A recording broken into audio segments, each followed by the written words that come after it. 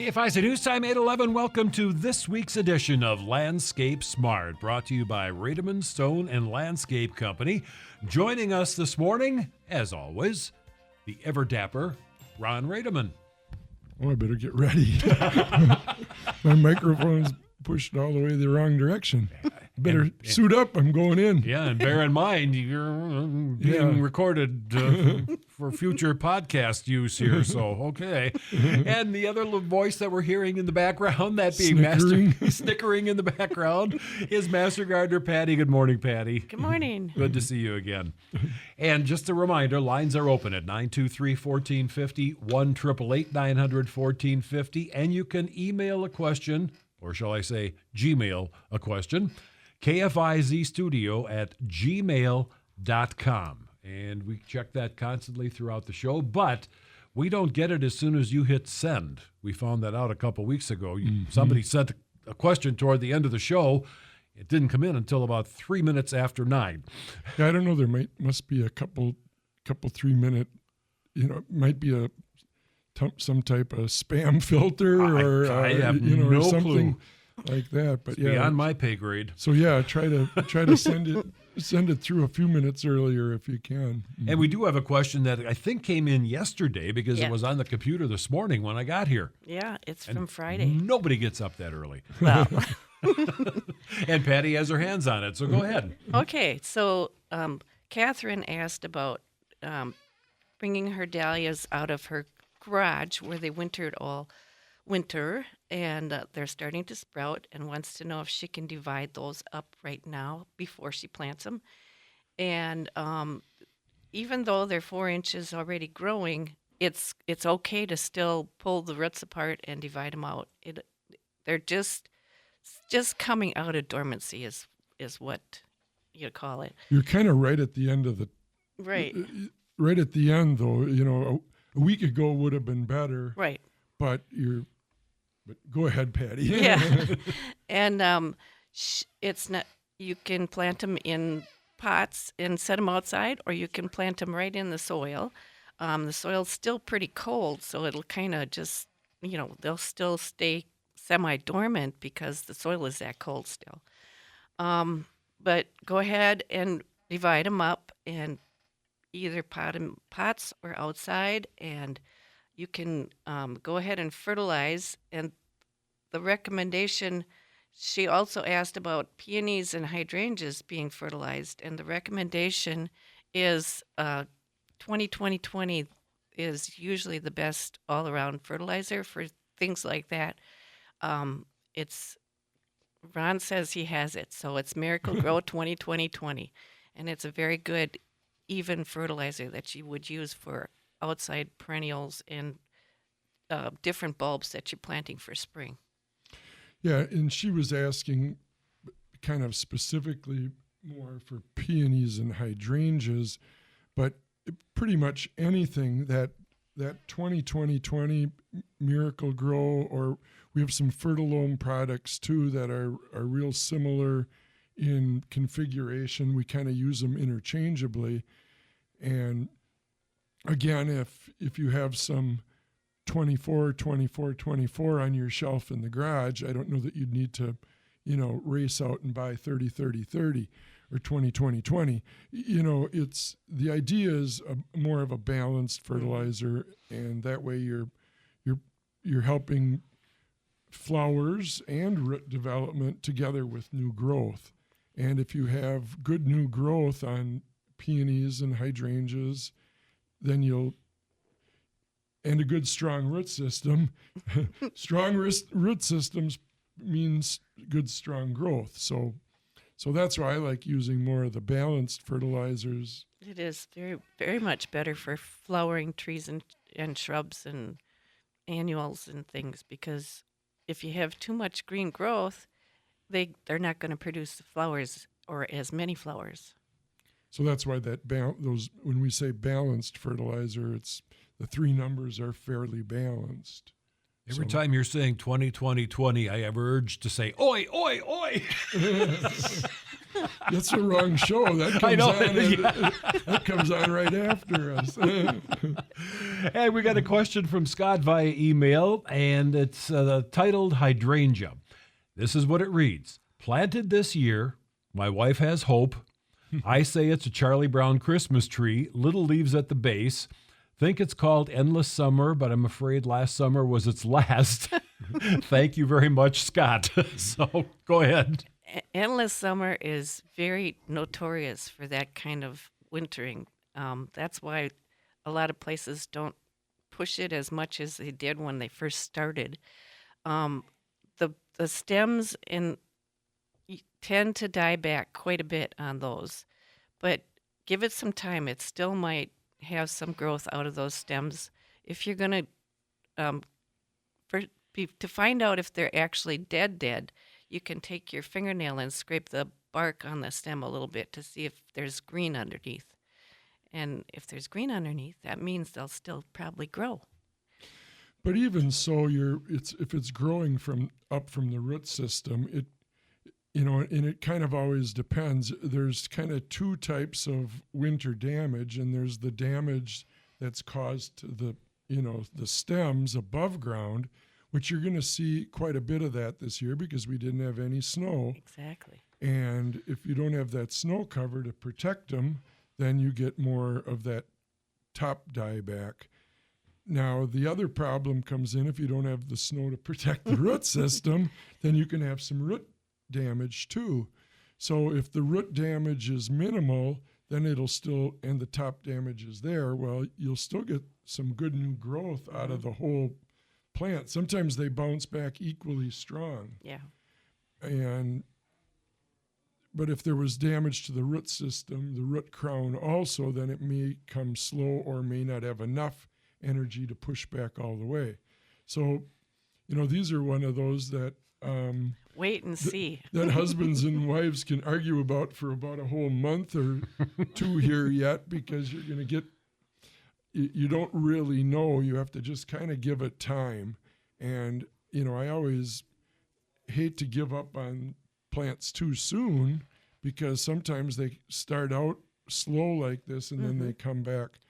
What I can tell you is if the tops aren't growing or aren't pushing out buds and you're getting a lot of flush from the root system and it's, the middle or end of May already, then those top branches aren't going to push out.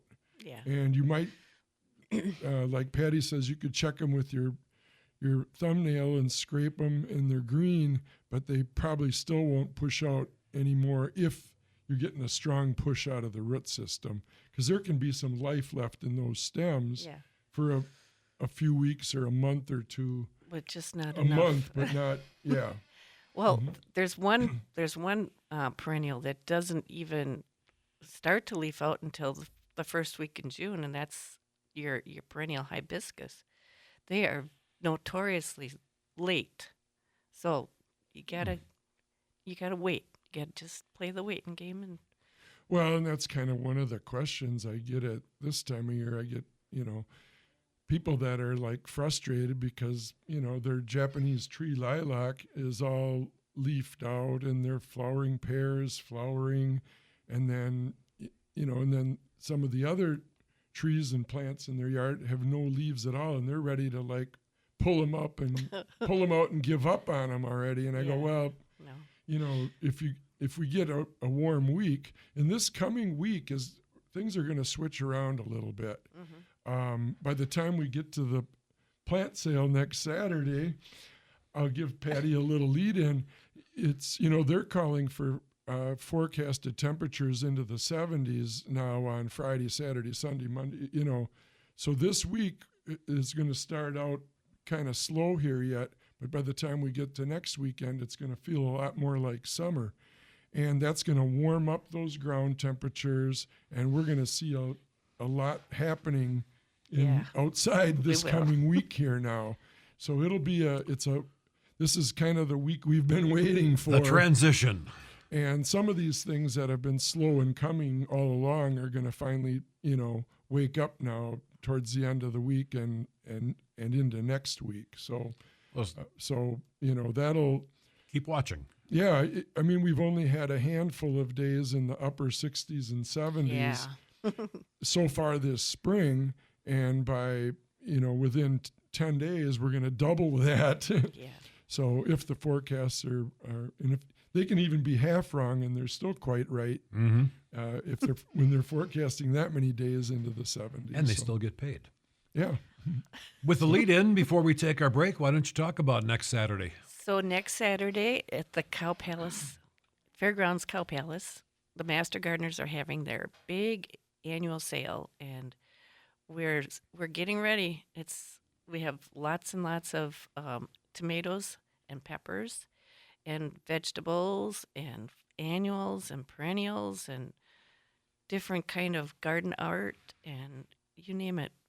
We hope to have it all. And the prices are going to be very similar to what was last year, so we didn't do much on the way of any increases. We have a lot of master gardeners that have worked very hard in keeping the greenhouse plants alive and thriving, and there's a lot of trials that we do every year. So we try and send out to the public after we plant them some very unique and different annual tomatoes and different type of peppers that you can't find in the box stores. So Aha. if you come, the best time to come is between 9 and 11. First come, first serve. First come, first serve, and we always have a line out the door. So, You certainly do. so it's from 9 to 3 at the Cow Palace, and come and see all the different beautiful flowers and plants we have. The key thing that we've talked about in the past is it's locally grown, so it's used to our climate. Right. Well, and we're going to talk a little bit about that when we come back after the break, too. So There's a good lead in. So, yeah, this is the time of year when I get a lot of questions, and it seems like this past week I had a handful of all the same questions. So we'll come into that. Rademann's open today. You can still get a delivery if you call quick. Joe says there's a couple slots open, so don't procrastinate there either. Rademann's 920-922-7612. KFIZ News Time 8:25. Welcome back to Landscape Smart, brought to you by Rademann Stone Landscape Company. Lines are open. 923-1450, 1-888-900-1450. And again, that studio Gmail account, you can email us at kfizstudio@gmail.com. And Ron, you're raring to go with this one. Yeah, you get my dander up a little bit on some of these, and I'm going to prelude these comments to Rademann's does not sell plants, so this is, but I'm still supposedly a plant expert, so I get calls from all week long, friends, neighbors, in-laws, all these kind of questions. Outlaws. Yeah. And so, the question I get right now is the question I got for the most part this week, and I got 100 other questions too, but the one that came in the most is, okay, if we go to, the Home Depots and the Steins and the Fleet Farms and the Menards, and every one of these places, they all have arborvitaes on sale right now. And of course, they're competing with each other. They're directly competing. And so each one of them has to work a little harder to make their plant $1 less than the other one. And of course, they want them to be a foot taller than the next one too. And so what these big the big box retailers do, you have to remember that they're national chains. So they have these contract growers scattered throughout the country, and I can guarantee you they're not in Wisconsin and Minnesota. They're down south. They're in Tennessee, they're in Georgia, Kentucky, southern Missouri, and of course they've been forcing these arborvitaes for all winter long. Well, maybe not all winter long, but starting already in February. So of course, by the time they get them up here, they've got like a foot of new lush growth, and they've outgrown the pot, and so they got a tiny root system, a tiny pot, and a big, beautiful plant. And so, what happens when you take all that, you take that plant that's unacclimated to this area, and then with all this new lush growth coming onto it, and then and they do fine for a few days. They take them off the truck, and they're usually gone within a couple days. And then they're in your yard, and then you have to deal with them. And you put them into the cold soil, and they're stunted because they went from all this 70s and 80-degree weather in the warm soil temperatures into our cold soil, and it's not going to warm up. The air temperatures are going to warm up this week, but the ground temperatures aren't going to change either. So, consequently, with these plants, and then of course, because they're forced, they're a little bit uneven in shape and things like that. So, you end up with kind of if you're, and then it's kind of odd varieties, although a lot of them are zone 4 plants. That part isn't the issue, but it's got to get to the winter first. Yeah. And, and these are hard, difficult, and for every one that you can get to grow and thrive, there's another one that doesn't. And you got about a 50-50 chance. And of course, that's even more frustrating, because if every other one dies, or 2 live and 1 dies, and then you're trying to patch in and replace, and so then you kind of lose you buy them because you want a nice uniform look, then, and if you only want 1 or 2, well, then you got a better chance. But, those are just kind of some of the pitfalls. And the other problem is, because they have such a small root system, a small pot on a big plant, they're kind of disproportionate. It's difficult to water them. I don't know, how often do you water them? I know how often to water a plant that has a normal root system. A root system that you should have. So then I get the next one is, well, am I watering them too much? Am I Mm-hmm. I don't know the answer to that. You probably have to water them more often. I would say. I can tell you that for sure, because you've got a smaller root system. But then you run into the risk of watering them too much. So is it recommended to shear some of that back, some of the growth? Well, yeah, that would probably be one good start right there, is to take these and rebalance the top with the bottom. Yeah.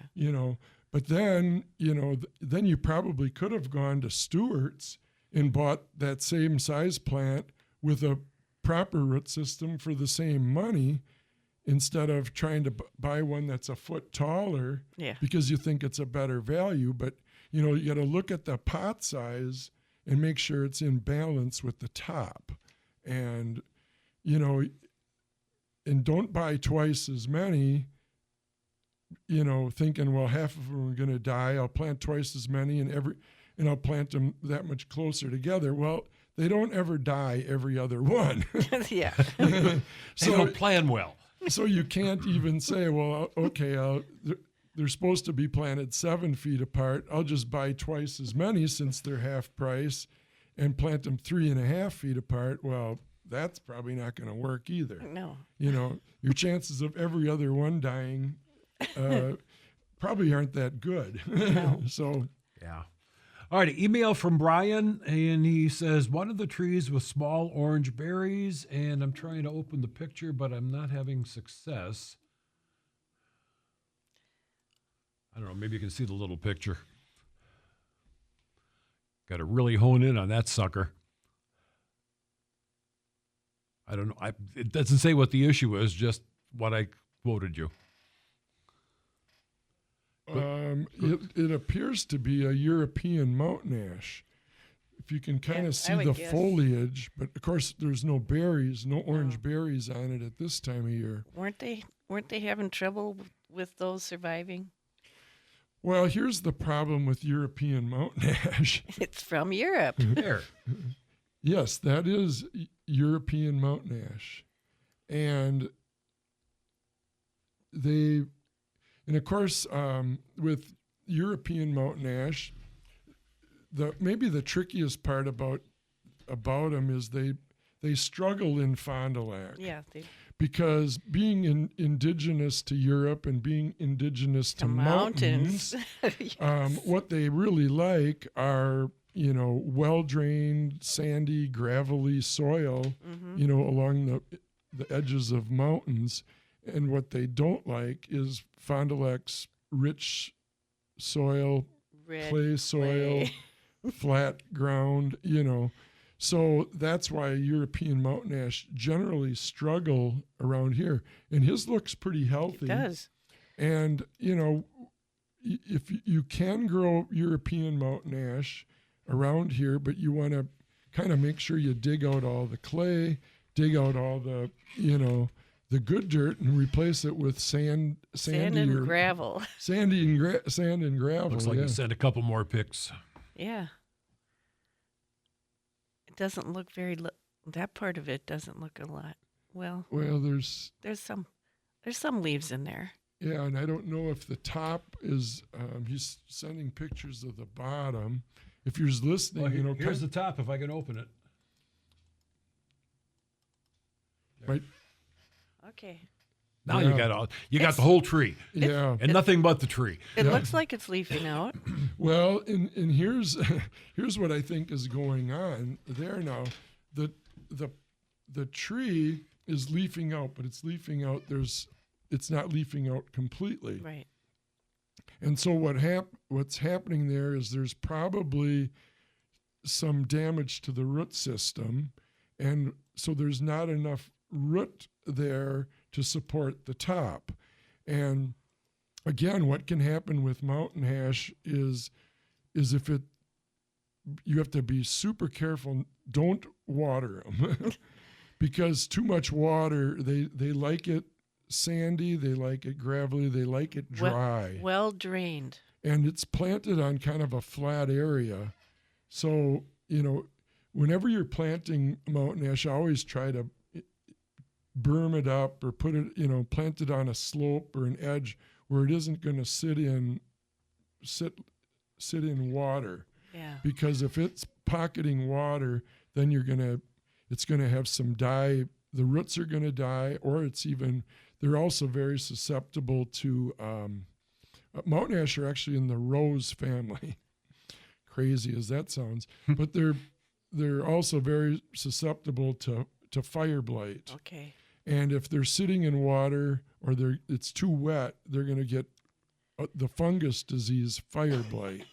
And so that's the other problem and there could be fire blight in there. It's just a little difficult to tell, with pictures because you can't always see real good in a picture like you can up close. But kind of look, if you see, black branches or black tips, that's fire blight. And fire blight is really difficult to fight your way through. Let's just say you've got to trim it out completely and get way back into the quick, because if the tips are affected by fire blight, it's tracing its back into parts of the main branches is probably there too.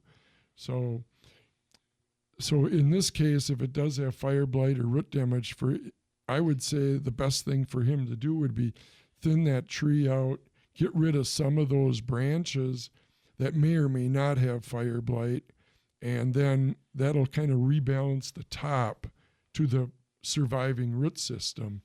And if you've got again, the balance is important there. You want to have as much of a root system to maintain the top of the plant. And So for that matter, any tree right now that, that's newly planted or shrubs or anything like that, isn't pushing out normally, then you want to do a little thinning out and trim out some of those buds to make sure that the plant can push out the remaining buds.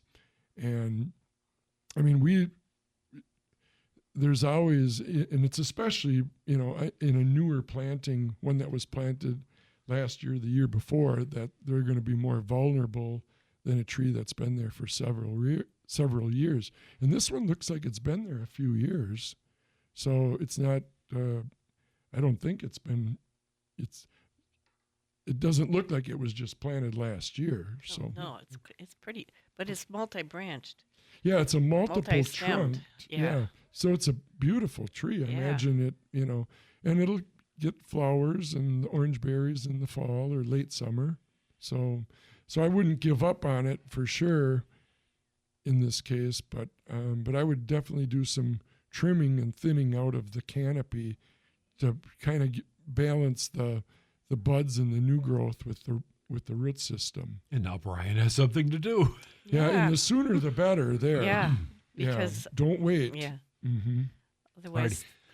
Otherwise the whole tree is going to struggle. Deb has a question this morning We for got you. a call coming in, Jerry. Let's maybe grab that. I didn't even see. Well, it's because I was looking at the computer. Good morning. And I'll have to call back because I missed it. I didn't see it. I was looking at the computer. 923-1450. And that is the follow-up. Try it one more time. Yeah, 923-1450. If you got a question, give us a quick holler, or I'll go to the computer and read Deb's question. The phone and the computer should be on the same side. That's right.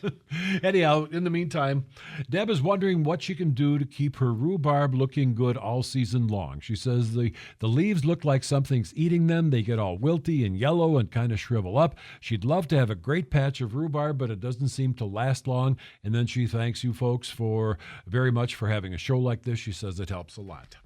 Well, that doesn't sound like it's planted in very good soil.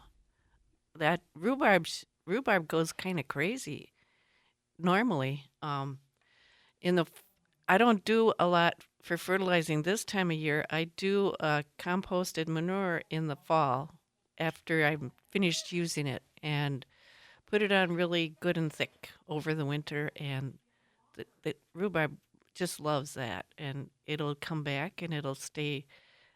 It's a slow release fertilizer to it, and it does wonderful. So those must be in a bad soil situation. Yeah, again, using more of like the water soluble at this time of year, you'd want to use more of those balanced water soluble fertilizers, and that should, that at this time of year, that would be the best way to rebuild that soil.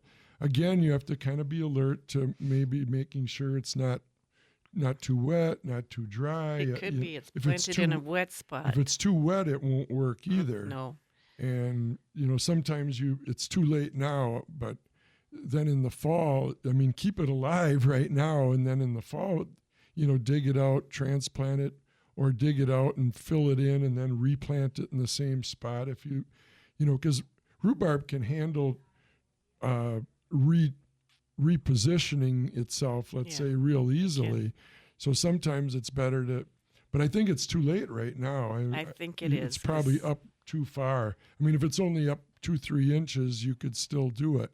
But if it's up more than that, then I'd wait and keep it alive for this year, and then in the fall, go ahead and you can listen to the show, and we'll tell you when the best time is, or what would be a good time to do it again. But if it's not too wet, you can get some good compost around it and let that kind of add some nutrients to the soil now, and some liquid balanced fertilizer.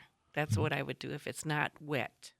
When we say water soluble fertilizer, it's this fertilizers that you take like a scoop and dump it in a Bucket. 3-gallon bucket or a 5-gallon pail and swirl it around a little bit and mix it up with water and then water it. That's what water soluble fertilizers are. Okay, we got a caller on hold. We got to take a break. Okay, yeah, we haven't had a break in quite a while. So again, Rademann's is open today, open until noon. And if you want to stop on out and visit Joe and the gang, we're just 3 miles south of Fond du Lac. And the easiest way is to take Highway 41 or Highway 175 south out of Fond du Lac, north out of Lemira. Then you just exit to the east on County B, and we're right there about a quarter mile down the road. And we are back. Landscape Smart, brought to you by Rademann Stone and Landscape Company. And thank you, caller, for holding. You are on the air. Good morning. I have peony plants that are getting quite large. I am wondering, can I at this time go in with a shovel, pull out a section, and transplant it to a different area?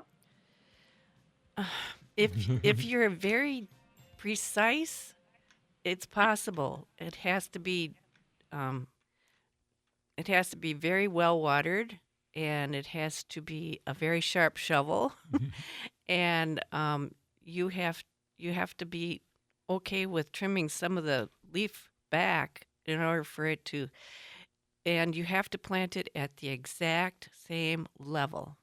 That's real important. You know, it's pretty risky. It is. You won't You won't flower for sure this year. Yeah, I think I would just kind of live with it for this year now, and then try and do it in the fall. In the fall, after they're You know, it's even if you'd have, you know, my guys in the nursery are pretty good at transplanting plants out of season. We get calls for that every once in a while, but you know, even something like this would be high risk for the guys that are really good at it and a lot of experience.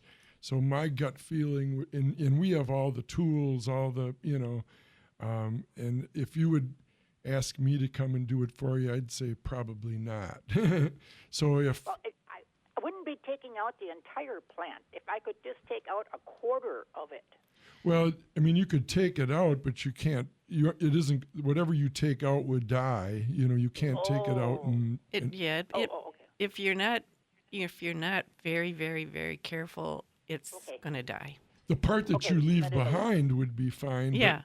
But then you might as well wait until fall, and then you might get 4 or 5 plants out of the one. Yeah. Yes. And where right now you're going to get one small one out of instead of 5, because all you're going to do is lose, you know, half or 2/3 of your root system, and that's what's going to, yeah. So I wouldn't do it now. Okay, thank you so much for your help. All right, and thank you for the call. Lines are open, 923-1450, 1-888-900-1450. And an update on Brian's ash.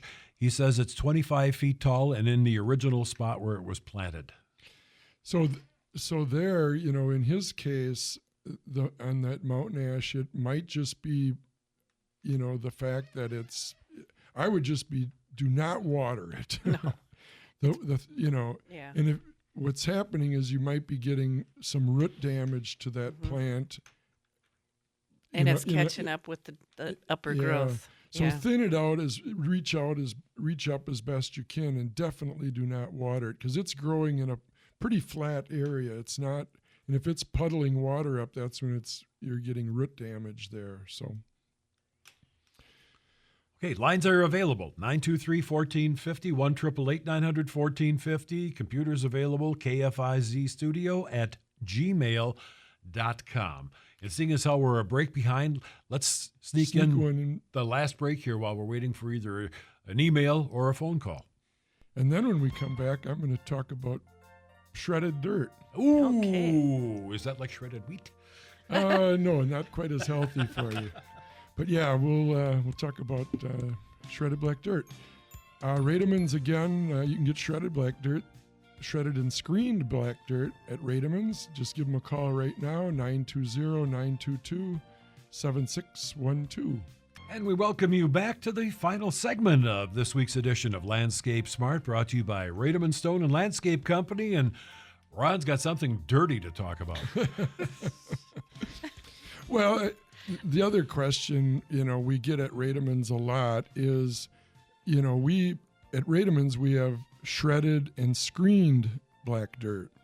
Now, the difference between shredded dirt and shredded and screened is it's shredded, which means it knocks all the big clumps into finer dirt.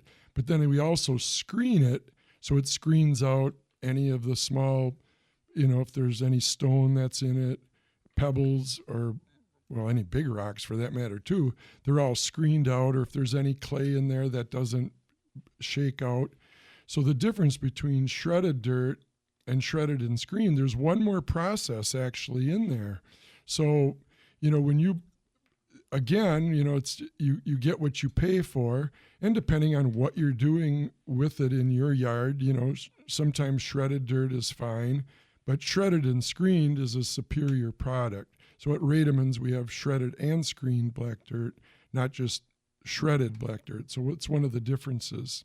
So, and then sounds like it's easier to work with. Yeah, well, you have less waste too, because you end up, and you don't have to clean up all the schnibbles in there that you're raking out, and so we got schnibble free. So yeah, and we got a caller. We'll get onto that then right away. All right. Good morning. You're on the air. Thanks for waiting. Hi there. I have a question. I have garden boxes, and can I use? You have mushroom compost? We don't at Rademann's. We don't really have mushroom compost. We have compost, but it was grass and leaves 7 or 10 years ago. It wasn't mushroom compost.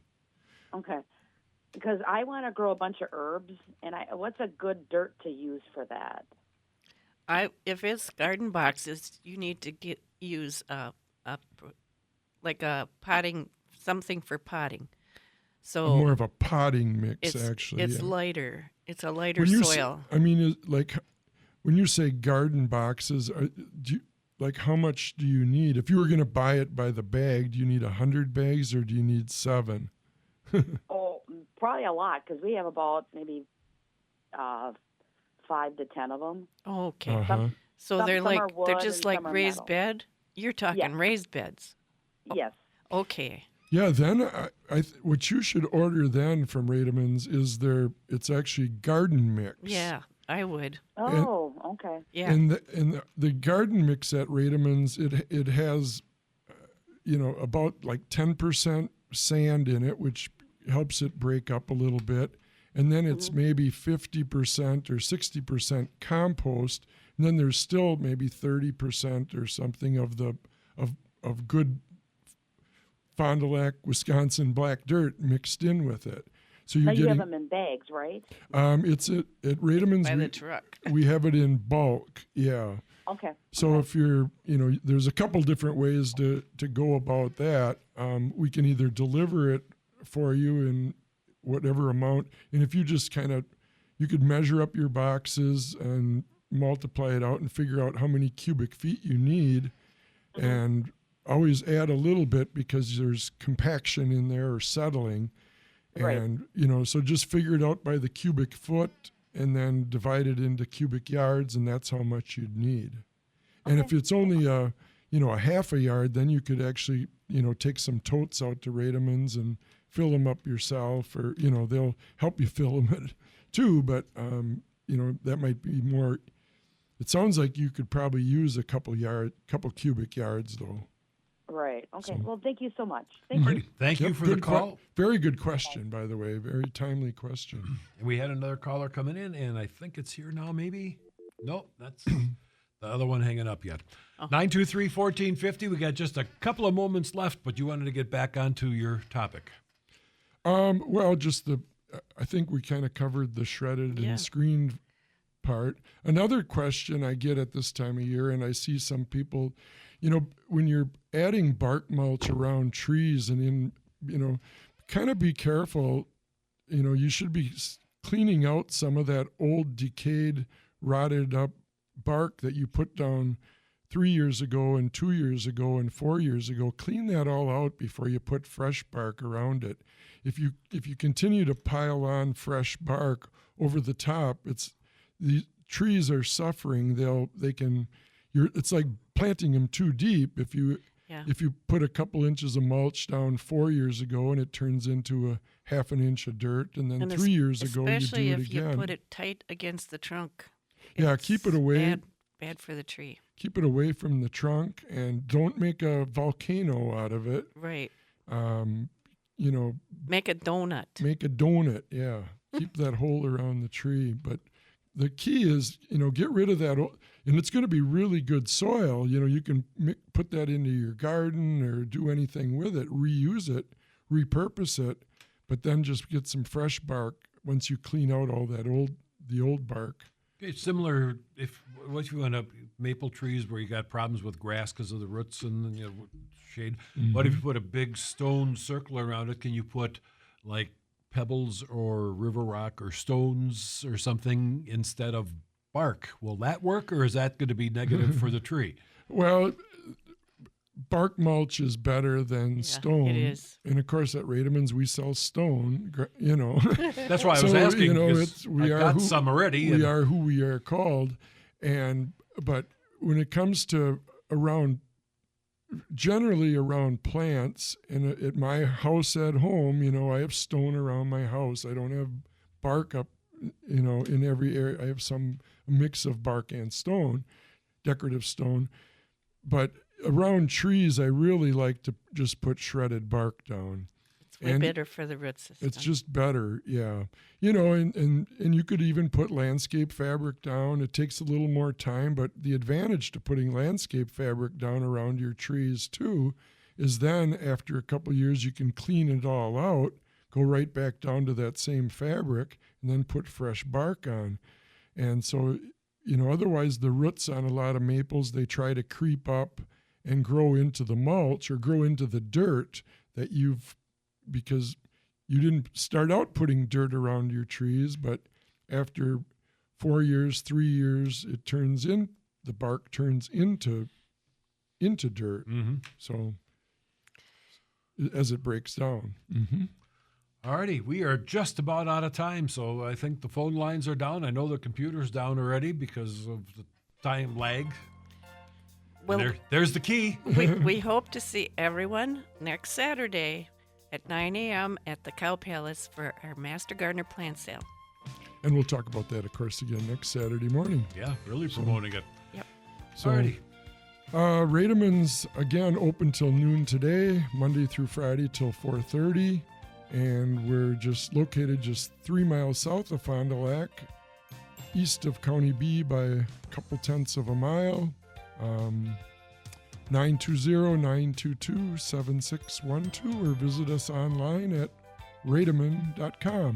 All righty, our thanks to Ron, our thanks to Master Gardener Patty, and our thanks to you for your calls and your emails today. We'll be doing it again next Saturday morning, 8 until 9.